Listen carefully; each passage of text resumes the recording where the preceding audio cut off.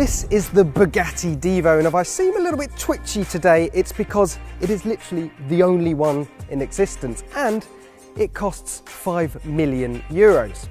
Now, we're in a studio in Hamburg today, but in a matter of hours, this thing's been crated up and shipped out to California for its world debut. So the fear of me tripping over my own shoelaces and scratching this immaculate bodywork is quite strong. Anyway, what you're looking at here is not necessarily an all-new model for Bugatti, more of an extension of the Chiron bloodline. So we've got a Chiron powertrain, a Chiron chassis, and then there's this all-new body dropped on top that's quite a bit more aggressive. The mission with this car was to make something that was lighter, that was stiffer, that had more downforce than the Chiron, essentially refocusing the car on being even faster around corners.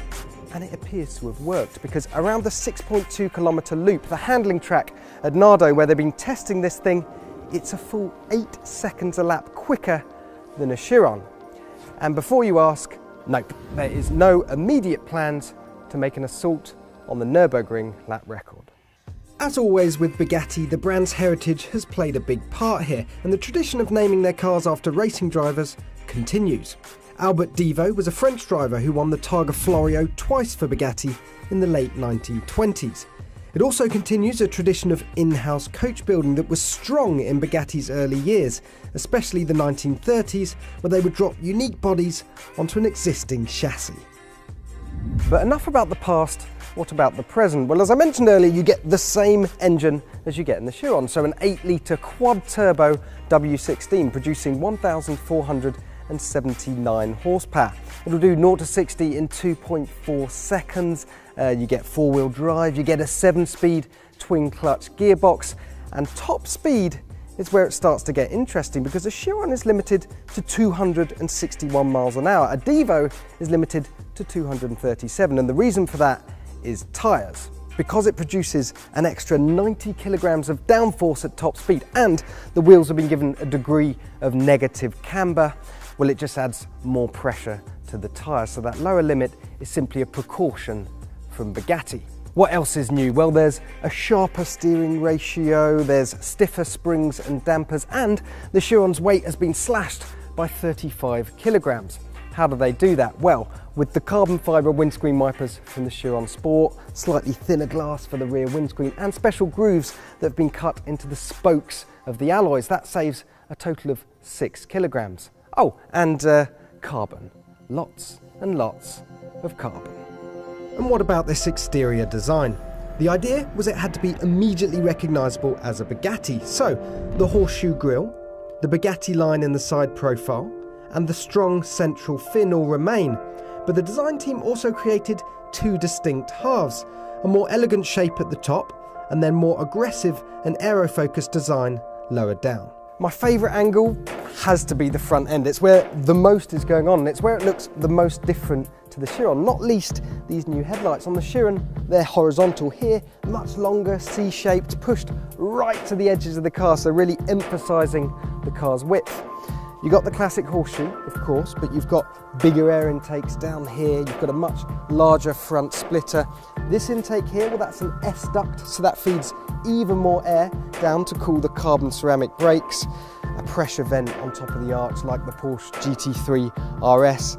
This here is called the air curtain, so that reduces turbulence, smooths the air as it passes over the front wheel. More aero madness down here. On the roof, this is what Bugatti calls the Nacca duct. So this forces air down over the top of the engine, but keeps it attached all the way down the back of the car. So when it meets this massive hydraulic wing at the back, it hits it square on. It can do its job efficiently and deliver all the downforce you need in a car this powerful.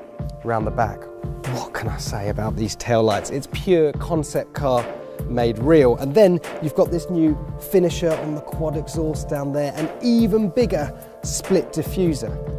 Is there too much going on? Is it too busy? You're going to have to make your own mind up on that one. Certainly, there's plenty to keep your eyeballs interested. Well, here we are inside of the €5 million Bugatti Devo. To be honest, it's not that far removed from a Chiron's interior, but there are differences. For starters, this new Devo blue colour has very much migrated its way into the interior. There's also lots more Alcantara because it's lighter than leather, and as everyone knows, any car with racy intentions must be slathered in Alcantara. These sports seats, they're also more deeply sculpted, presumably to hold your bum in place when you turn this thing in at 237 miles an hour. Honestly though, if a hypercar's job is to make me feel like a giddy 15-year-old just from being anywhere near it, well done Devo. Job done.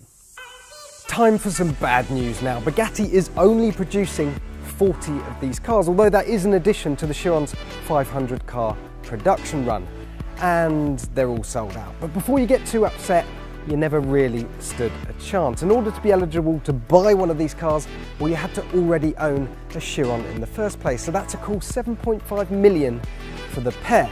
But let's not talk about the cash. We all know it's silly money. Instead, let's celebrate the lunacy of this car and the fact that Bugatti has written another stellar chapter in the history of the hypercar.